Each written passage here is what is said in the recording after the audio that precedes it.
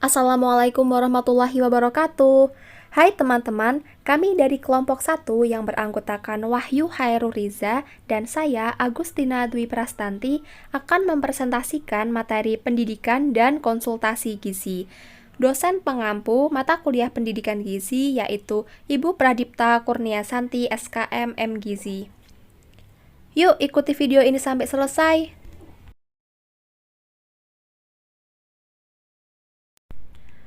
Nah, pokok pembahasan pada video kali ini ada 8. Yang pertama ada pendidikan gizi, yang kedua ada pendidikan kesehatan, yang ketiga ada konseling gizi, yang keempat ada konsultasi gizi, yang kelima ada promosi gizi, yang keenam ada penyuluhan gizi, yang ketujuh ada advokasi, dan yang terakhir ada diklat gizi.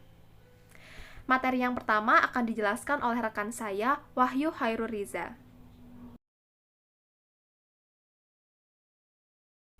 Baik, yang pertama saya akan menjelaskan apa itu pendidikan gizi. Menurut WHO, dalam buku The Health Aspect of Food and Nutrition, menyatakan bahwa pendidikan gizi adalah usaha yang terencana untuk meningkatkan status gizi melalui perubahan perilaku. Perubahan dan modifikasi perilaku berhubungan dengan produksi pangan, persiapan makanan, distribusi makanan dalam keluarga, pencegahan penyakit gizi, dan perawatan anak.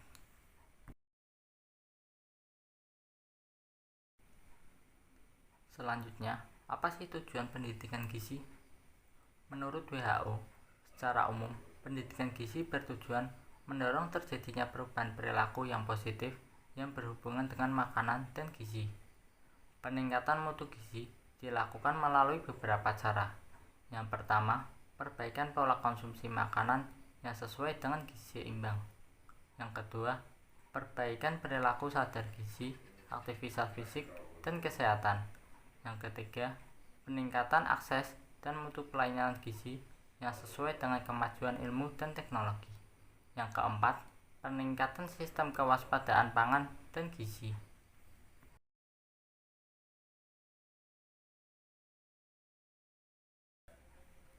Selanjutnya, terdapat beberapa langkah-langkah dalam merencanakan pendidikan gizi. Yang pertama, identifikasi masalah. Yang kedua, diagnosis masyarakat. Yang ketiga, penetapan tujuan. Yang keempat, pengembangan rencana operasional. Dan yang kelima, pengembangan kegiatan.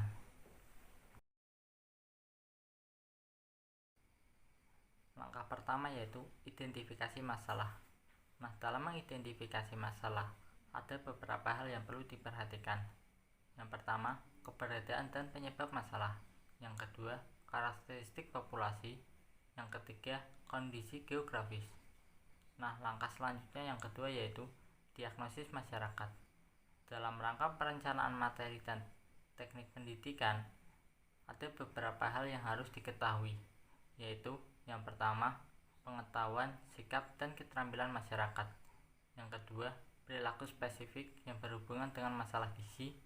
Yang ketiga, masalah politik, sosial, budaya, ekonomi, kependudukan, pendidikan, dan lain sebagainya. Yang keempat yaitu organisasi sosial yang ada di masyarakat. Yang kelima, tokoh masyarakat atau key person. Yang keenam yaitu tenaga, keuangan, dan fasilitas yang tersedia. Langkah yang selanjutnya yaitu langkah ketiga, yaitu penetapan tujuan. Tujuan pendidikan gizi harus dideskripsikan secara jelas agar setiap individu yang terlibat dalam pendidikan gizi memiliki persepsi yang sama. Tentukan juga fokus perilaku yang akan diubah. Yang keempat yaitu pengembangan rencana operasional. Terdapat beberapa hal yang perlu dikembangkan secara operasional. Yang pertama, materi yang akan disampaikan. Yang kedua, siapa sasaran pendidikan gizi. Yang ketiga, pendidik. Yang keempat, saluran. Yang kelima, metode. Dan yang keenam, evaluasi.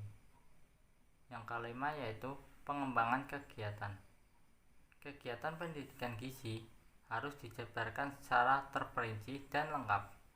Jenis kegiatan dapat dibagi dalam 3 jenis, yaitu persiapan, pelaksanaan, dan evaluasi. Selanjutnya yaitu, apa itu pendidikan kesehatan? Menurut Kamus Gizi, pendidikan kesehatan adalah kegiatan peningkatan pengetahuan, keterampilan, dan penguasaan teknologi serta pelatihan di bidang kesehatan, termasuk di dalamnya penelitian dalam rangka pendidikan kesehatan. Yang selanjutnya, saya akan menjelaskan pengertian dari konseling gizi dan konsultasi gizi. Yang pertama, pengertian konseling gizi. Persatuan Ahli Gizi Indonesia dalam buku Penuntun Konseling Gizi mendefinisikan bahwa konseling adalah serangkaian kegiatan sebagai proses komunikasi dua arah untuk menanamkan dan meningkatkan pengertian, sikap, dan perilaku sehingga membantu klien atau pasien mengenali dan mengatasi masalah gizi melalui pengaturan makanan dan minuman. Yang kedua, pengertian konsultasi gizi. Departemen Kesehatan Republik Indonesia secara singkat menyatakan bahwa konsultasi gizi merupakan proses membantu orang lain membentuk dan memiliki kebiasaan makan yang baik.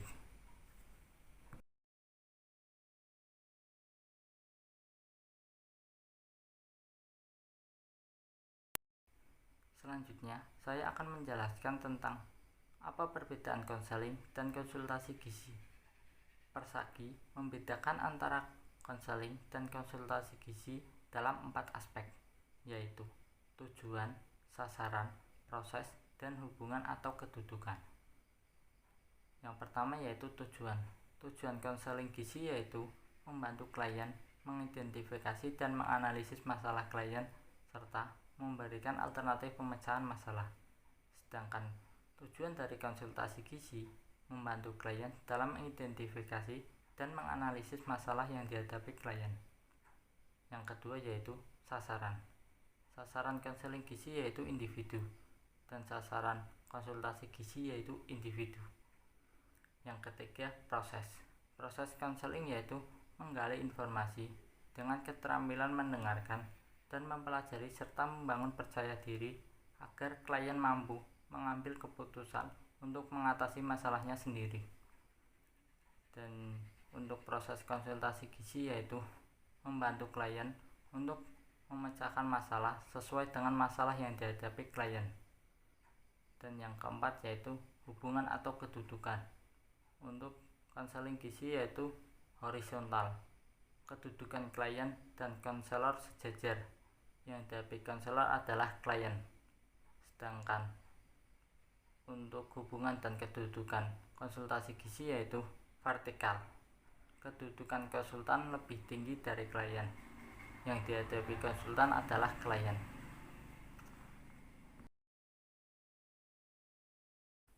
Yang selanjutnya, apa itu promosi gizi? Departemen Kesehatan Republik Indonesia merumuskan definisi promosi kesehatan sebagai upaya meningkatkan kemampuan masyarakat dalam mengendalikan faktor kesehatan melalui pembelajaran dari, oleh, untuk, dan bersama masyarakat agar mereka dapat menolong dirinya sendiri serta mengembangkan kegiatan yang bersumber daya masyarakat sesuai sosial budaya setempat dan didukung oleh kebijakan publik yang berwawasan kesehatan.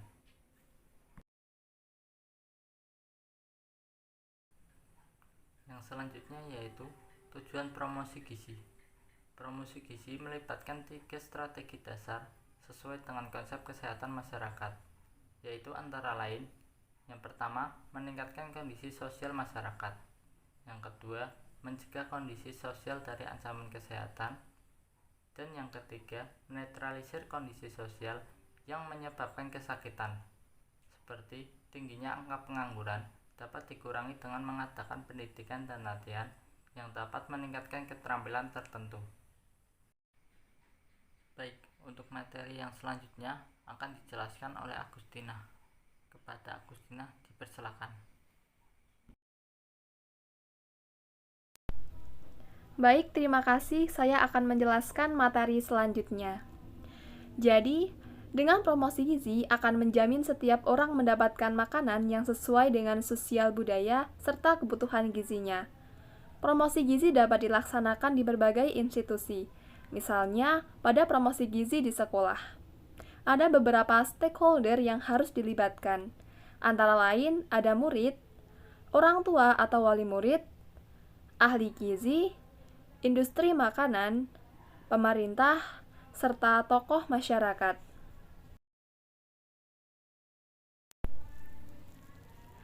Penyuluhan gizi. Menurut Departemen Kesehatan 1991, penyuluhan gizi merupakan proses belajar untuk mengembangkan pengertian dan sikap yang positif terhadap gizi agar yang bersangkutan dapat memiliki dan membentuk kebiasaan makan yang baik dalam kehidupan sehari-hari. Atau secara singkat, penyuluhan gizi merupakan proses membantu orang lain dalam membentuk dan memiliki kebiasaan makan yang baik. Umumnya, pendekatan penyuluhan gizi merupakan pendekatan kelompok. Nah, apa sih tujuan penyuluhan gizi? Tujuan penyuluhan gizi itu ada 4. Yang pertama ada meningkatkan kesadaran gizi masyarakat melalui peningkatan pengetahuan gizi dan makanan yang menyehatkan. Yang kedua ada menyebarkan konsep baru tentang informasi gizi kepada masyarakat. Yang ketiga ada membantu individu, keluarga, serta masyarakat secara keseluruhan untuk berperilaku positif sehubung dengan pangan dan gizi. Yang keempat, ada mengubah perilaku konsumsi masyarakat atau food consumption behavior yang sesuai dengan tingkat kebutuhan gizi, sehingga pada akhirnya tercapai status gizi yang baik.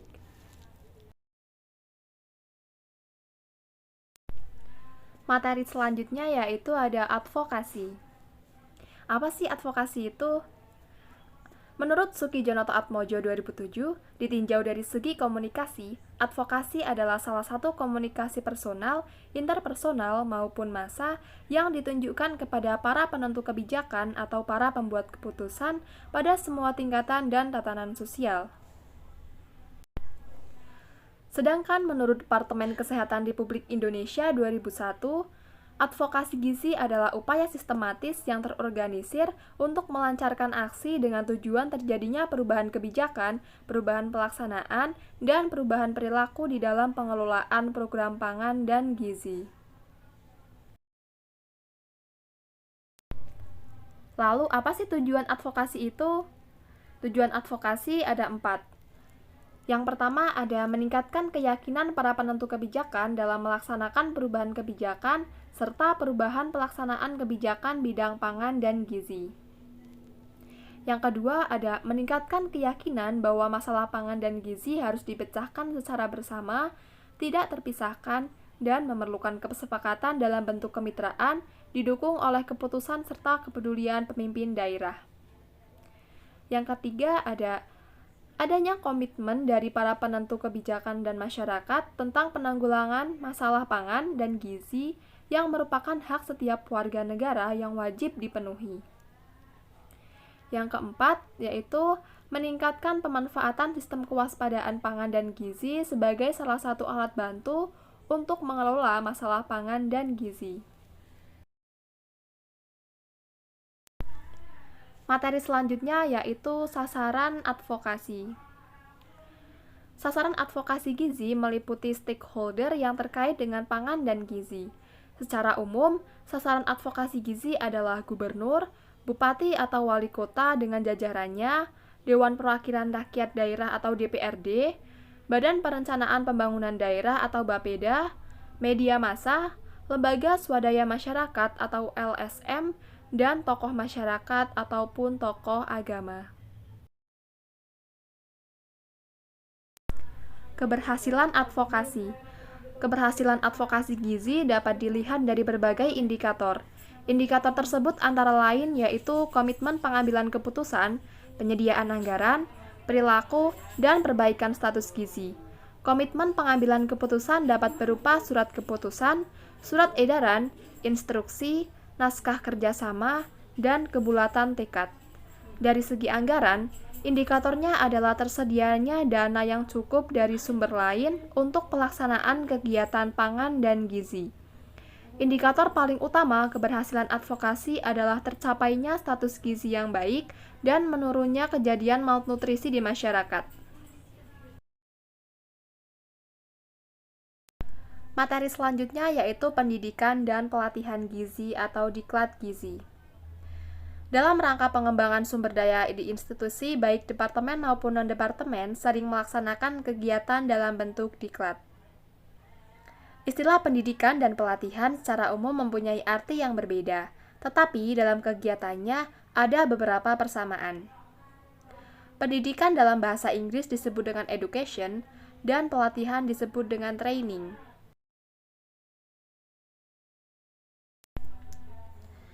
Perbandingan antara pendidikan dan pelatihan. Dari aspek pengembangan kemampuan, pendidikan lebih menyeluruh atau overall, sedangkan pelatihan bersifat khusus atau spesifik. Dari aspek area kemampuan, pendidikan kognitif, afektif, dan psikomotor, sedangkan pelatihan hanya psikomotor. Dari aspek jangka waktu pelaksanaan, pendidikan memiliki jangka panjang atau long term, sedangkan pelatihan jangka pendek atau short term. Dari aspek materi, pendidikan lebih umum, sedangkan pelatihan bersifat lebih khusus. Dari aspek penggunaan metode pembelajaran, pendidikan menggunakan konvensional, sedangkan pelatihan menggunakan metode inkonvensional. Ditinjau dari aspek penghargaan akhir, pendidikan memiliki gelar atau degree, sedangkan pelatihan hanya diberikan sertifikat atau non-degree.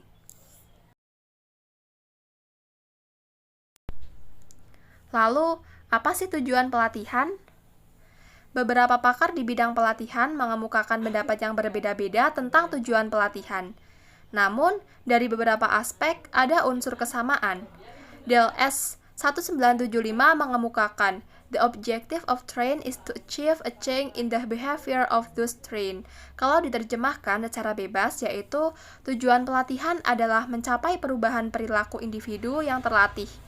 Penulis lain mengemukakan bahwa tujuan pelatihan tidak hanya untuk meningkatkan pengetahuan dan keterampilan saja, melainkan juga untuk mengembangkan bakat. Menurut Mukijat 1981, tujuan pelatihan ada 3. Yang pertama ada mengembangkan keahlian sehingga pekerjaan dapat diselesaikan lebih cepat dan lebih efektif. Yang kedua ada mengembangkan pengetahuan sehingga pekerjaan dapat diselesaikan lebih rasional. Yang ketiga ada mengembangkan sikap sehingga dapat menimbulkan kemauan untuk bekerja sama. Dalam konteks diklat gizi, tujuan lebih diarahkan untuk meningkatkan 3 domain kompetensi, yaitu pengetahuan, sikap, dan keterampilan. Dari 3 domain tersebut, yang mendapat proporsi lebih adalah domain keterampilan, baik dari segi pelatihan, materi pelatihan, dan tugas mandiri lainnya. Sekian materi yang dapat kami sampaikan, kurang lebihnya mohon maaf. Wassalamualaikum warahmatullahi wabarakatuh. Sampai jumpa di video selanjutnya.